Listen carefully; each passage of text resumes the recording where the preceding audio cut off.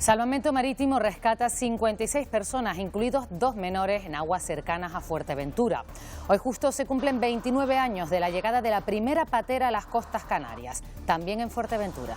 En ella viajaban 2 jóvenes. Desde entonces el fenómeno migratorio no ha cesado. Es un tema que no puede esperar a la configuración de un nuevo gobierno, porque bueno, los cayucos, las pateras siguen llegando diariamente a Canarias y la presión es máxima. Buenas noches. La buena evolución en los trabajos de extinción del incendio en Tenerife ha hecho que se rebaje el nivel de emergencia. Desde este mediodía el Cabildo de la isla asume la dirección de las operaciones. Ardiel Rodríguez. 24 horas más tendrán que permanecer desalojadas las 20 personas evacuadas este fin de semana de la zona de Vera de los Barrancos y Las Rosas en el municipio de Santa Úrsula. El motivo, dejar las vías de acceso libre para que los equipos de extinción en tierra puedan tratar de eliminar los focos reactivados. Por cierto que el Ayuntamiento de Santa Úrsula ha comunicado a través de su cuenta oficial de Twitter que el depósito de agua de Pino Alto dañado por el fuego se restablecía a lo largo de este lunes. Se trata de un problema que ha afectado a varios barrios del municipio. Con este restablecimiento se recuerda la importancia de un uso responsable del agua para evitar nuevos cortes. Y en el caso del municipio del Rosario, tanto la zona de La Esperanza como el centro penitenciario Tenerife 2 han recobrado el 100% del suministro del agua. El 70% de mis actividades han tenido que ser suspendidas o cambiadas de entorno. Me va a costar mucho realizar actividades en espacios devastados. Es otra de las consecuencias de este incendio. Con el monte cerrado, las empresas de turismo activo han tenido que parar o reorganizar sus agendas. Ahora temen los efectos que el fuego haya ocasionado en uno de los principales atractivos turísticos de la isla.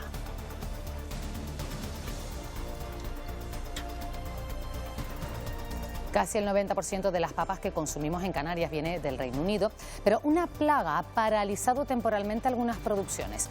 En los mercados se plantean medidas como hacer mallas más pequeñas o limitar la compra por cliente para llegar al máximo de personas posibles. El gobierno canario asegura que el problema se solucionará en unos días y que no habrá desabastecimiento. Esta tarde se ha vuelto a suspender el suministro de agua en varios pueblos de 6 municipios de Lanzarote. Se debe a una parada que ha sufrido la planta desaladora Lanzarote 4 debido a un fallo eléctrico. Un problema que ha incidido en uno de los depósitos de abastecimiento más importantes, el de Sonsamas.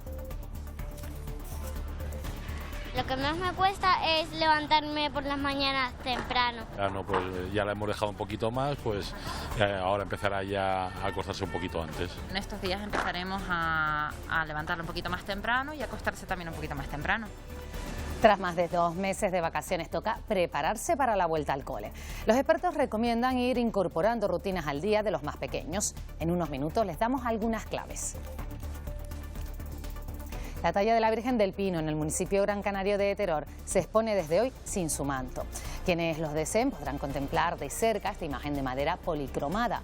Será hasta el 31 de agosto, ya que a partir del 1 de septiembre volverá a aparecer con la vestimenta que lucirá durante su festividad.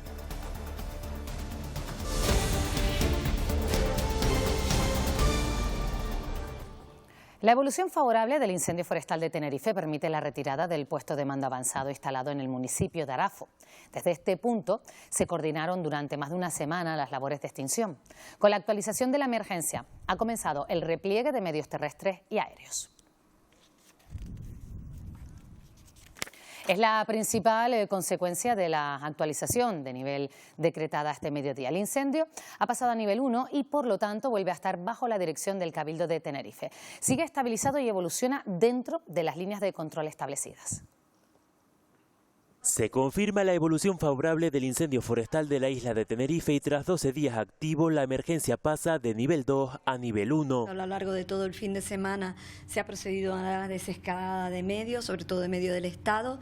Seguimos trabajando con 7 medios aéreos y también con todos los operativos de extinción y de emergencia. Ya anticipábamos iban a haber reactivaciones, pero todas las reactivaciones se han producido dentro del perímetro del incendio. Y es que el descenso de las temperaturas y el arduo trabajo de los equipos de extinción extinción tanto por aire como por tierra continúan dando resultados. Con la reducción del nivel, la competencia para la extinción del incendio corresponde ahora al Cabildo de Tenerife. Nos queda la zona norte, prácticamente desde Tacoronte hasta el Valle de la Orotava, pero especialmente la zona de la Hornaca y Santa Úrsula.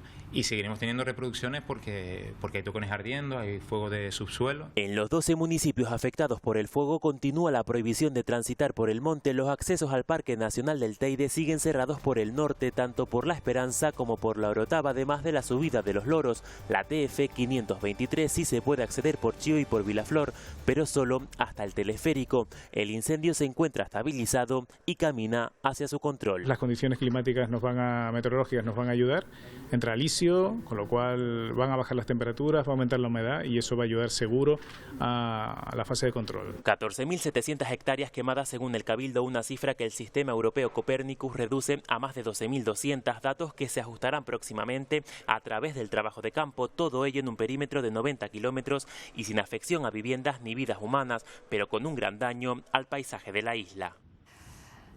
Aunque la evolución es favorable, el incendio sigue sin estar controlado. Los puntos calientes continúan produciendo reactivaciones que en el caso de Santa Úrsula mantienen a una veintena de vecinos desalojados.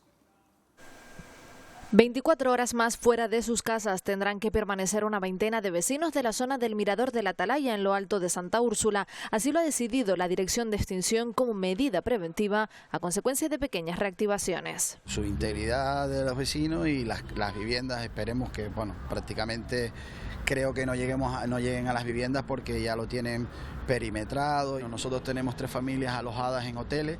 Los otros se han querido ir con familiares y amigos. En esta zona del norte de la isla siguen los medios aéreos trabajando para consolidar el terreno que aún a día de hoy está humeante. Ahora, esta mañana habían dos. Mire, ahora uno se pasó para allá, pero esa de ahí ya lo terminaron. Estamos tan tranquilos. Aquí no hay nada ya. Así luce la parte alta de la vera del barranco, con zonas completamente calcinadas por las llamas y que contrastan con huertas prácticamente intactas. Este incendio deja graves consecuencias económicas para las empresas de turismo activo. Aunque algunas aún no se han atrevido a cuantificarlo, aseguran que el 70% de las actividades ofertadas han tenido que ser suspendidas.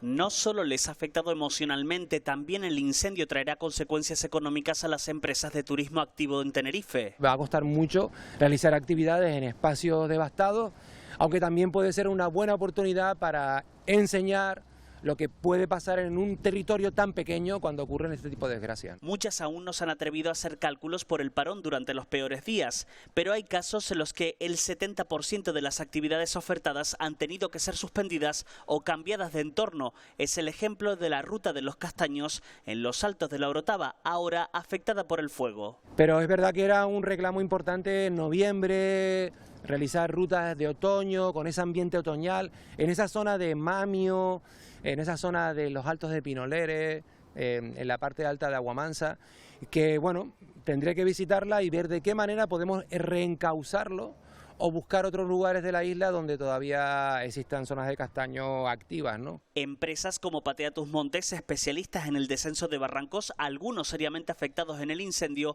han comenzado a establecer nuevas rutas hacia el sur de la isla o incluso actividades acuáticas.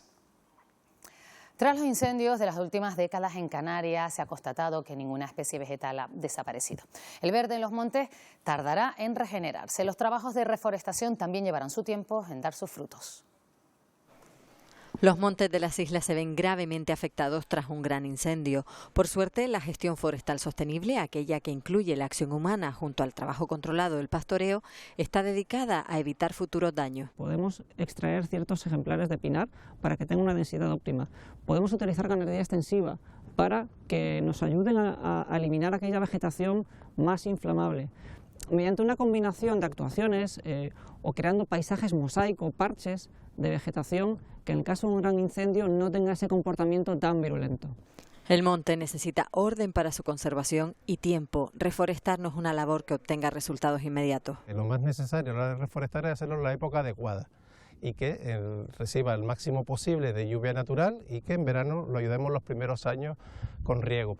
El monte canario ha crecido en torno a un 30% en los últimos 50 años, una tarea que precisa de una mayor concienciación ciudadana y una dedicación de recursos humanos y económicos a largo plazo. La evolución del incendio ha estado presente en la sesión del Consejo de Gobierno, donde se ha acordado impulsar la primera ley forestal de Canarias. También se ha encargado un informe que cuantifique los daños del incendio y se va a convocar al Comité de Expertos de la lucha contra el cambio climático para que aporte ideas y así minimizar el impacto de estos grandes fuegos. En materia de migración, el Gobierno canario considera que hay falta de implicación por parte del Ejecutivo Central y de solidaridad de otras comunidades autónomas a la hora de atender a los menores extranjeros no acompañados. Se había pactado un reparto y aseguran que no se está cumpliendo. Una ley forestal para Canarias que nos permita no solo mirar al monte, en este caso, de una manera con tanto protagonismo a golpe de emergencia, sino que nos permita también trabajar de una manera más coordinada.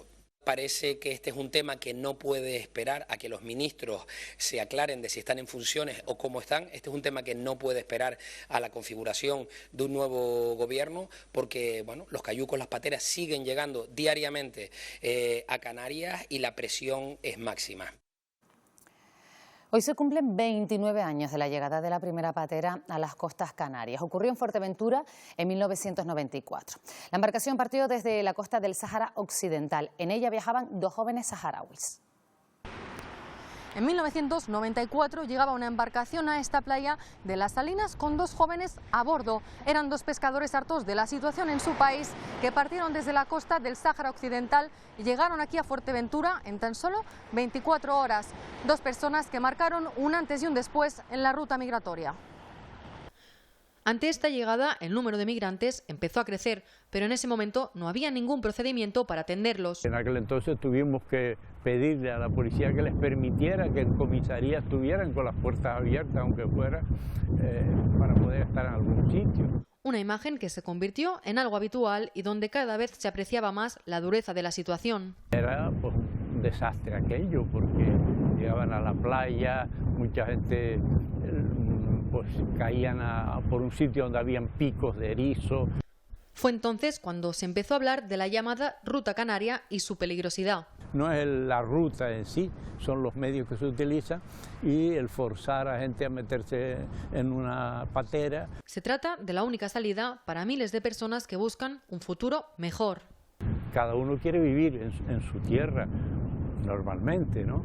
No, por lo menos si sale que no sea forzado por el hambre, por la miseria. Esta misma tarde, la Salvamar Izar ha rescatado una nueva patera con 56 ocupantes. Entre ellos se encontraban 2 menores y 11 mujeres. Según el relato de los ocupantes, pasaron 4 días en el desierto y 3 de travesía. Muchos presentaban deshidratación y quemaduras a su llegada a la isla y tuvieron que ser atendidos por los sanitarios. Al menos 2 de ellos han sido trasladados al hospital. Los ocupantes han relatado que uno de los compañeros falleció durante la travesía y tuvieron que arrojarlo por la borda.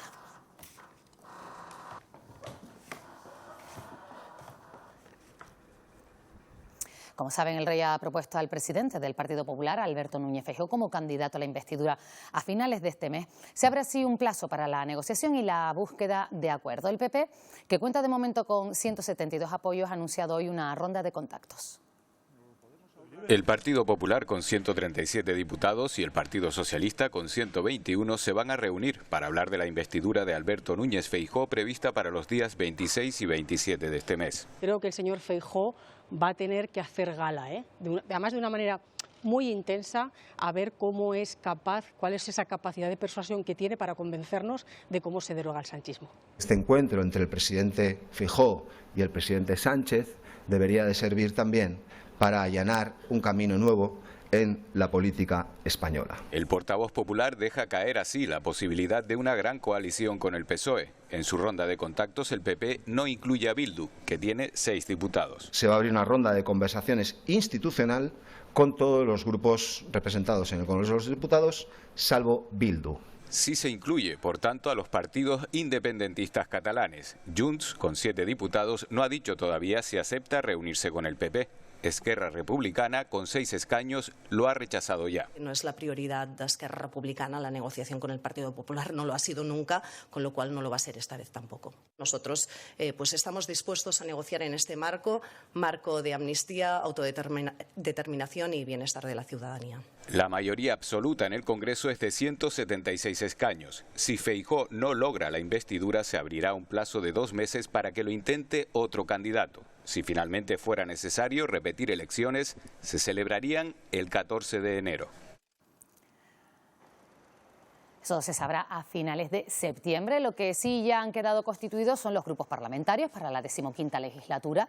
Serán finalmente 8 los grupos en el Congreso. Solo 3 diputados han quedado como no adscritos, entre ellos Cristina Valido, de Coalición Canaria, que integrará el grupo mixto, junto al diputado del Bloque Nacionalista Gallego y al de Unión del Pueblo Navarro. La Fiscalía de la Audiencia Nacional ha abierto una investigación tras las denuncias presentadas contra el presidente de la Federación Española de Fútbol, Luis Rubiales, ya suspendido por la FIFA de manera provisional. Jenny Hermoso tiene ahora la posibilidad de denunciarlo por un delito de agresión sexual. La ministra de Trabajo en funciones, Yolanda Díaz, ha mantenido hoy varias reuniones con representantes de la Federación de Fútbol Profesional y los sindicatos del sector y ha participado en la concentración convocada por la Comisión del 8M en Madrid, en apoyo a las jugadoras de la selección.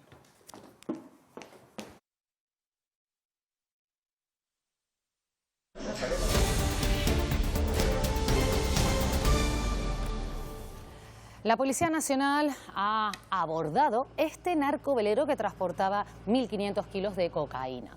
La nave partió de Tenerife con destino a las costas españolas. Son 4 tripulantes. Los 4 tripulantes fueron detenidos en alta mar. Se trata de la 6ª embarcación interceptada a organizaciones criminales de países del este en lo que llevamos de año.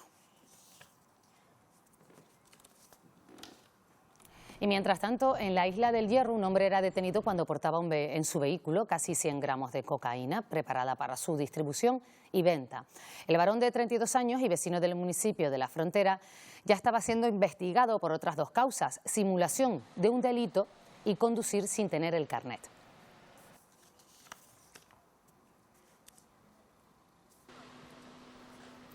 Detienen al presunto autor del robo de 5 cajas fuertes en varios hoteles del sur de Fuerteventura. Se trata de un recluso de Taiche, en Lanzarote. Supuestamente aprovechaba los permisos penitenciarios para cometer los robos. Cuando los clientes iban a cenar, el presunto autor forzaba las puertas de las terrazas para acceder a las habitaciones y sustraer las cajas fuertes donde guardaban el dinero y las pertenencias de mayor valor. Introducía las cajas fuertes en maletas de viajes de los propios clientes para sacarlas del hotel sin levantar sospechas.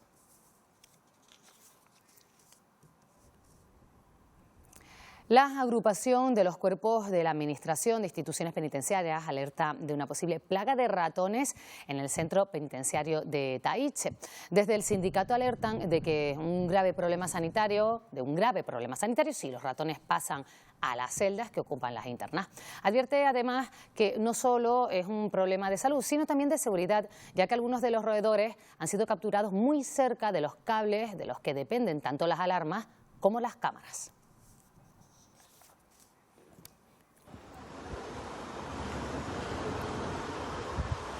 En Las Palmas de Gran Canaria, los bomberos han tenido que actuar porque se ha incendiado un piso en el barrio Casablanca 1.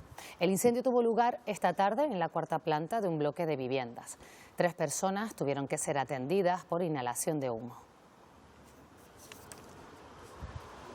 Arranca la operación retorno de estas vacaciones de agosto y este lunes se ha notado sobre todo en los aeropuertos de las islas. El mayor número de operaciones estos días han sido en Gran Canaria y Tenerife. Para muchos, con el fin de agosto también se acerca el fin de las vacaciones. Volvemos a la rutina, vuelve septiembre, volvemos a la universidad, volvemos al trabajo. Vuelta a casa, al cole, la nena, así que vuelta a casa. Y para muestra de ello están las cifras. Los aeropuertos canarios registraron más de 3.400 movimientos desde el pasado fin de semana, un número que todavía se espera que aumente en las próximas semanas. Mañana empiezo a trabajar, entonces nos vamos los 3 para casa. Ya empezamos a trabajar el día 1. Vamos a Málaga porque somos de Granada y hemos estado aquí 5 días en Tenerife, viendo la isla. Movimientos de personas que vuelven a sus casas, pero también de quienes todavía tienen tiempo de disfrutar. Y todavía tenemos unos días de vacaciones, así que aprovechando con todos los abuelos y las niñas. Pero sean o no de los afortunados que ya han podido descansar, para la mayoría las vacaciones sientan de la misma manera. Hemos descansado y vamos con fuerzas para empezar allí fuerte. Vuelves como nuevo después de estar en el paraíso. El aeropuerto de Gran Canaria ha sido el que mayor número de operaciones ha registrado estos días, seguido de Tenerife Norte y Sur. El precio del alquiler en las islas subió en julio casi un 20% con respecto a ese mismo mes del año anterior. Canarias está entre las 5 comunidades en las que la subida supera los 2 dígitos. Tiene más detalles Pedro Santana. Los precios del alquiler en España siguen subiendo, pero aquí en Canarias lo hacen de forma significativa. Según los datos extraídos por el portal inmobiliario Fotocasa, las islas son la segunda comunidad autónoma donde los precios al alquiler han subido más con respecto al año pasado. Concretamente lo han hecho en un 19% más, solo por detrás de las Islas Baleares, donde la subida ha sido de un 30%. Actualmente en Canarias el metro cuadrado ronda los 17 euros al mes. Y aquí en Las Palmas de Gran Canaria las zonas más caras para vivir son La Isleta y Guanarteme, donde los precios rondan los 14 euros por metro cuadrado al mes. Por el contrario, en Castilla-La Mancha los precios han bajado y actualmente son un 2% más baratos. Madrid, Cataluña y las Islas Baleares son las comunidades donde los precios al alquiler son más caros de toda España. La paralización de la importación de la papa desde Inglaterra por una plaga de escarabajo de Colorado se suma a la escasez de este producto en Canarias. Los distribuidores ya están buscando alternativas de importación, ya que se prevé una subida en el precio en los próximos meses. La aparición del escarabajo de Colorado en algunas de las producciones de Inglaterra ha paralizado temporalmente la importación a las islas. Casi el 90% de las papas que consumimos en Canarias vienen del Reino Unido. No se corre riesgo de desabastecimiento de papa. El consejero de Agricultura ha hablado directamente con las asociaciones de productores y también con las del subsector de la importación, y lo que se está produciendo es un ajuste del mercado. Un ajuste al que se suma la disminución en la cosecha propia de Canarias. De ese calor que llegó a finales de marzo, pues la cosecha, todas las partes norte se vinieron abajo y no hubo producción. No es que estemos a cero. Hay que reorganizar lo poco que tenemos y hay que quizás hacer mallas más pequeñas para que lleguen a más personas. En este almacén se conservan unas 25 toneladas para poder abastecer sus tiendas durante los próximos días. También piensan ya en las alternativas a la papa. En cuestión de 15 días se espera que se normalice la situación. Hay ñames, batatas, hay otras alternativas para poder seguir cocinando en casas. Entre las alternativas para la importación de la papa se mira ya países como Escocia, Dinamarca, Irlanda y Chipre. Los próximos meses serán clave, ya que se prevé una subida en el precio de la papa en Canarias. Esta tarde se ha vuelto a suspender el suministro de agua en varios pueblos de 6 municipios de Lanzarote. Según comunica Canal Gestión, estos nuevos cortes se han producido por la parada que ha sufrido la planta desaladora Lanzarote 4 debido a un fallo eléctrico. Esta circunstancia ha tenido una repercusión directa en los niveles de uno de los depósitos de abastecimiento más importantes, Son Samas. La situación económica y la incorporación de la mujer al mundo laboral son dos factores que influyen en los últimos años en la tasa de natalidad. Esto incide directamente en el número de escolares. Cada año se reducen las matriculaciones en los colegios, lo que ha supuesto el cierre de varios centros educativos en las islas. La bajada en la natalidad en los últimos años reduce el número de escolares en los centros educativos de Canarias. Ha pasado de 35.500 en 2018 a 30.000 para el próximo curso. Si nos fijamos en la última década, se ha reducido un 21%. Es verdad que las más pobladas, tanto Gran Canaria como Tenerife, donde más se está notando, pero también esas menos pobladas es donde estamos viendo esa necesidad de incluso hasta bajar ratios para evitar el cierre de algunos centros educativos. De hecho, algunos centros ya han tenido que cerrar, otros han estructurado los grupos. Lo que está pasando con muchos centros como este es que se tienen que crear grupos mixtos, es decir, recurrir a aulas donde unimos alumnado infantil de 3 años, infantil de 4, infantil de 5. La conciliación y la economía familiar son dos de los aspectos que influyen directamente en estos datos. Mandar a los niños a la escuela es cada vez más caro y todos esos servicios adicionales que implican poder conciliar auxiliar son también más caros. No tenemos hijos, o, por ejemplo, en mi caso, no tuve más por no poder mantenerlos. Desde la Consejería de Educación proponen medidas para paliar la situación, como incentivos fiscales y acciones que faciliten la conciliación familiar.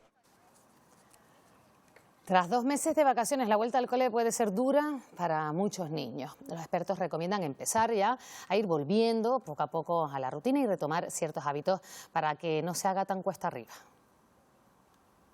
La vuelta al cole puede generar estrés y nerviosismo, no solo en los padres, también en los niños. Lo que más cuesta es levantarme por las mañanas temprano. Por eso es importante adelantar la hora de acostarse y levantarse al menos 2 semanas antes de empezar las clases. En estos días empezaremos a levantarlo un poquito más temprano y acostarse también un poquito más temprano. Todavía no hemos empezado, pero sí ya la idea de empezar en breve. Y para que el madrugón no sea tan duro, la mochila y la ropa se la preparamos la noche anterior. El día anterior.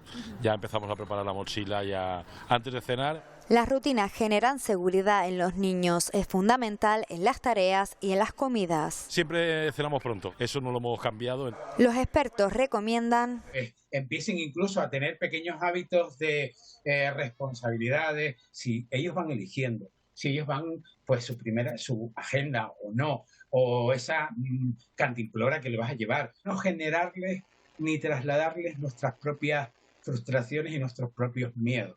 Adelantar las compras, aprovechar descuentos o reutilizar materiales ahorra tiempo y dinero. Se acerca la fecha y ya se notan las ganas. Tengo un montón de ilusión para ir al cole, la verdad.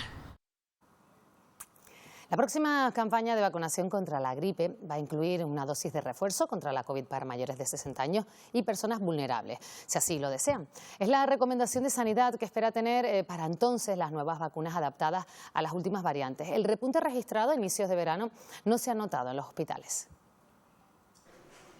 Los casos de COVID registrados durante el verano no han sido graves y no se han traducido en mayor hospitalización. Las subvariantes de Omicron son las que más han circulado durante estos meses, conllevan transmisión, pero menos virulencia. Lo que tenemos que hacer, por tanto, es ejecutar las medidas que nos permitan seguir vigilando de manera activa, pero al mismo tiempo seguir estableciendo pautas que eviten que el COVID vuelva a tener esa cara terrible y dramática que tenía hace tiempo. Y eso lo conseguimos fundamentalmente con la vacunación, sobre todo a las personas vulnerables. La próxima campaña de vacunación de la gripe incluirá la 5ª dosis contra la COVID.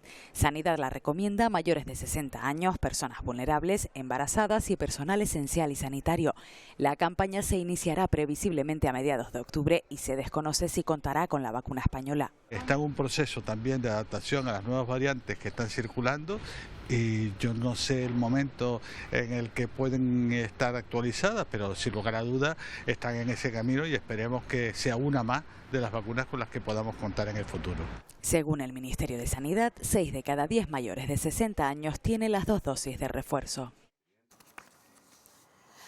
Y entre hoy y mañana se desarrollará la campaña Mareas de Vida en Caleta de Famara, Lanzarote.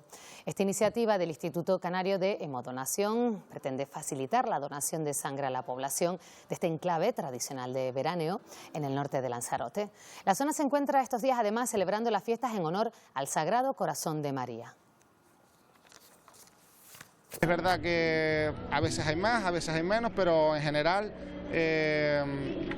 cubrimos el stock que hace falta, pero bueno, no deja de ser algo necesario y que todo el mundo debería de participar en ello.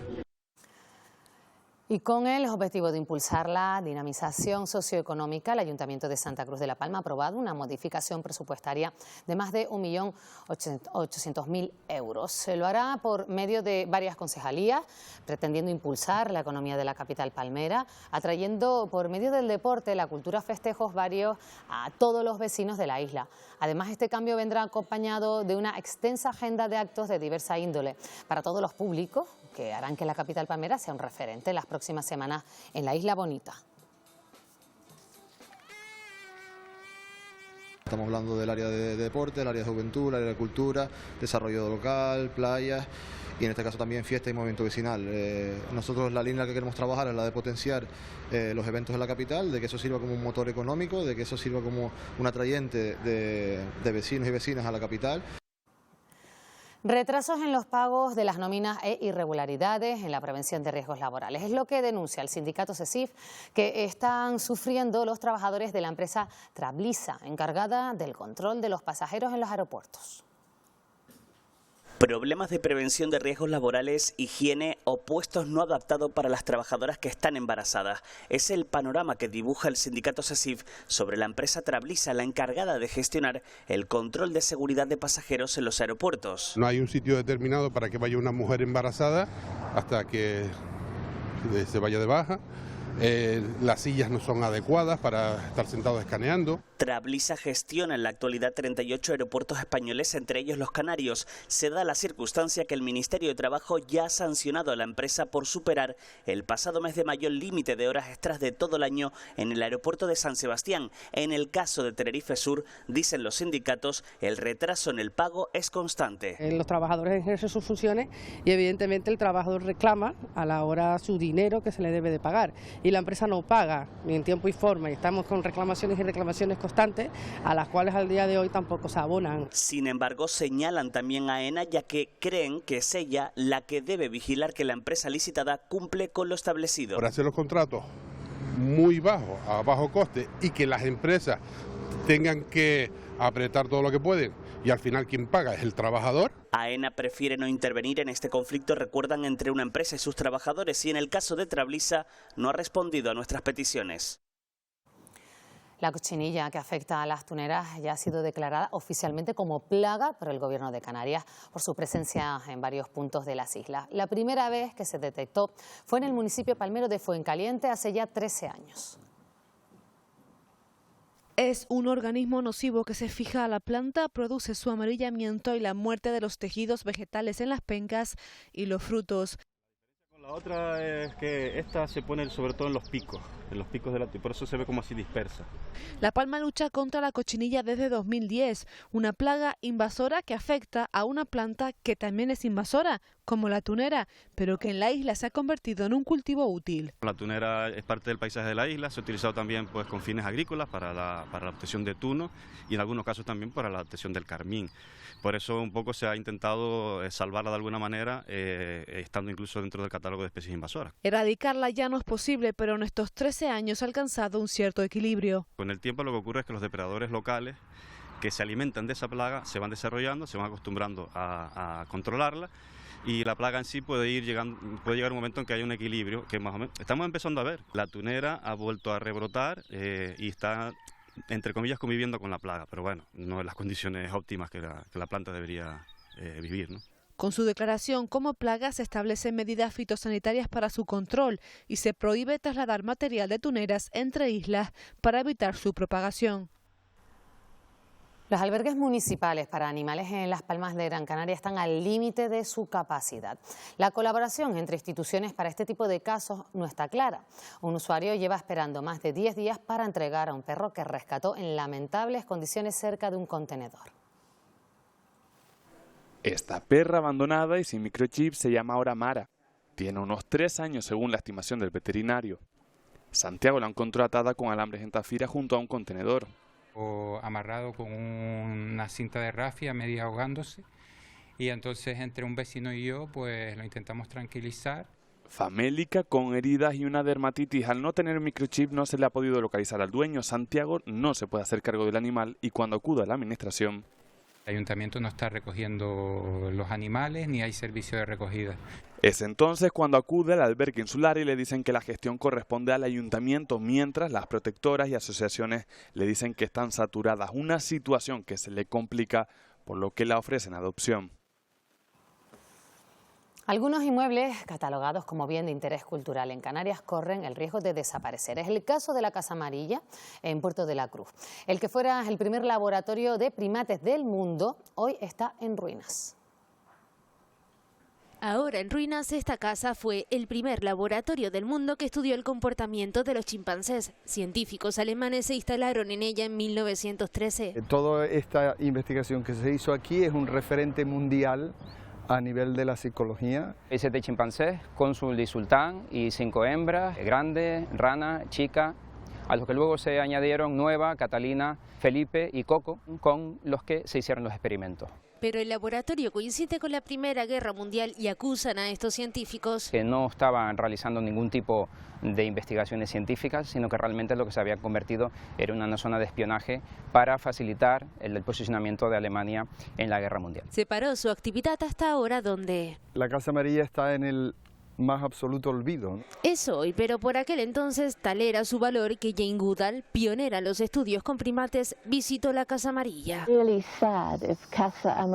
Hablando de lo triste que sería perder este inmueble histórico. En 1995 se fundará una asociación que lleva el nombre, Asociación Wolfgang Kohler. Lo que pretendían ya desde ese entonces era la restauración. Y que complementa la iniciativa de la Universidad de La Laguna, que apuesta a que sea el anexo de un nuevo centro de neurociencia. Solo falta tener el permiso y hacerlo. Permiso que deberá pasar, eso sí, por un acuerdo entre el propietario y las instituciones. Estos días ya se puede visitar la imagen de la Virgen del Pino expuesta sin su manto. Miles de personas acuden estos días a visitar la centenaria imagen. La Virgen del Pino sonríe a todos aquellos que paran a visitarla, o tal vez no. Si lo ves desde un lado, sonríe, ¿no? Y si lo ves desde otra perspectiva, desde el otro lado, pues esa sonrisa quizás no lo es tanto y es un rostro más sereno, ¿no? Lejos de parecer desnuda, la talla se muestra al visitante como una obra de arte única.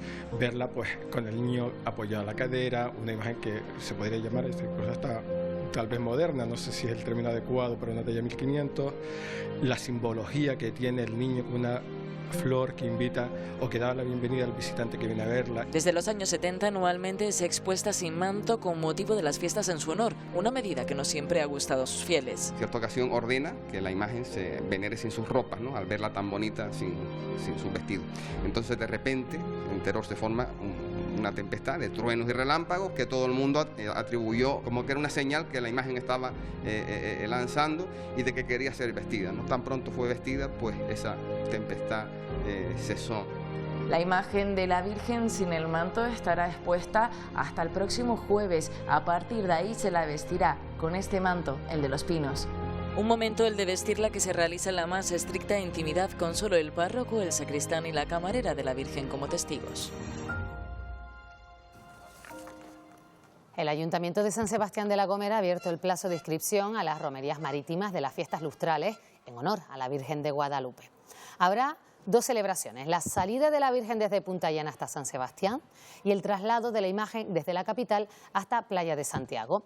Las embarcaciones que quieran participar tendrán de plazo hasta el 2 de octubre para apuntarse. Deberán hacer registro de esa solicitud y aportar una serie de documentos como el permiso de navegabilidad, el seguro de la embarcación y así como el despacho del mismo. Deben tener pues chalecos salvavidas y cualquier otra cosita que se recoja en la misma solicitud que se presente. En cuanto al tiempo, como habrán notado, la semana ha comenzado con tiempo más fresco, pero con el viento alisio como protagonista. En la isla de La Gomera se ha dejado notar con intensidad en la capital, las cumbres y el noroeste. En Arure o en Alto Igualero las rachas han superado los 70 km/h. Viento que ha complicado la situación del mar, aunque parece que mañana perderá algo de intensidad. Luego, en el espacio del tiempo, Edgar Cedrés nos dará todos los detalles de la previsión. Y en los deportes, mientras Luis Rubiales permanece suspendido provisionalmente por la FIFA, este lunes el presidente interino de la Real Federación Española de Fútbol, Pedro Rocha, convocó, Carmelo Martínez, una reunión extraordinaria. Así es, Pilar, una reunión que comenzó a las 3 de la tarde y seguimos todavía pendientes de los acuerdos y medidas que se han tomado en torno a la figura de Luis Rubiales. Pero hoy también ha hablado el presidente del Consejo Superior de Deportes, Víctor Francos. Ha valorado la situación actual y ha resaltado que antes de tomar medidas contra Rubiales necesitan que el Tribunal Administrativo del Deporte acepte primero la denuncia que presentaron. Y en el Mundial de Baloncesto, España logró la clasificación para la segunda fase tras imponerse a Brasil 78-96. Segunda victoria y liderato del grupo G, con el canario Santi Aldama convirtiéndose en el máximo anotador del equipo con 15 puntos. Además firmó 4 rebotes y 2 asistencias. Como siempre en el tiempo de deportes, Pilar, ampliaremos toda la información. Pues quédate aquí cerca porque ya vamos contigo. Les dejamos ya con Carmelo Martínez. Gracias por acompañarnos, como siempre, y que pasen una buena noche.